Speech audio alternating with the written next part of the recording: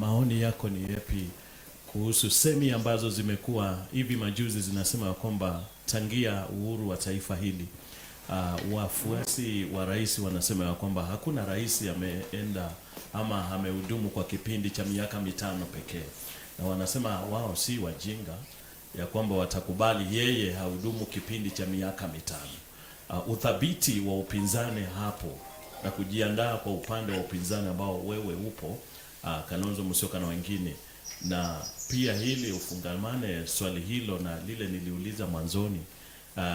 Katibu wa chama cha Jubilee alisema juzi ya kwamba kuna ushikamano hujakuwa dhahiri zaidi katika upande wa upinzani.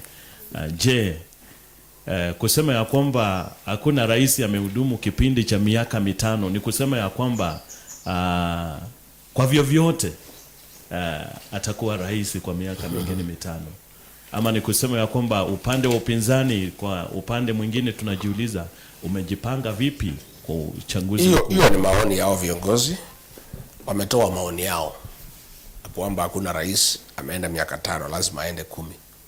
Lakini wenye kuamua si viongozi, ni wa Kenya. Hiyo itaamuliwa kwa debe. Unajua, unaweza sema ile iko kwa roho yako, wangependa aendelee miaka 10, lakini wenye kuamua ni wa Kenya. Na mimi nikisikiza wa Kenya wanafikiria vingine. Naona wa Kenya wameamua, na ni wengi sana nasikia wameamua.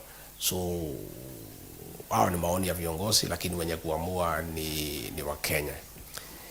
Mimi sioni hiyo maneno unasikia kuna viongozi amesema ati hakuna uhusiano wa upinzani. Ni mapema sana. Saa hii ile kazi inaendelea ni kila mtu aunganishe eneo lake. Hapo mbele tutapangana vizuri. Ni mapema sana, uchaguzi bado. Kwa hivyo sioni kwa nini mtu aseme ati hakuna muungano. Saa hii unaungana ufanye nini? Hakuna kura napigwa. Wacha IBC iundwe, tuendelee pole pole.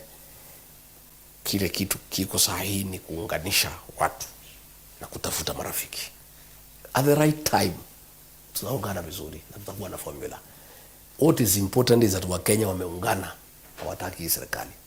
So kazi yetu ile imebaki ni rahisi sana, ni kutoa formula kwa Wakenya vile tutaunda serikali nyingine. And this is not the time. You know, it's too early. Hata tukitoa hiyo mpango sahihi itashurutishwa. Ni kweli nilisema rais halali, na wewe umesema halali. Akipanga vile ataendelea kukaa kwa serikali, hata sisi hatulali. Si yeye peke yake halali. Yeye halali, akipanga vile ataendelea, hata sisi hatulali.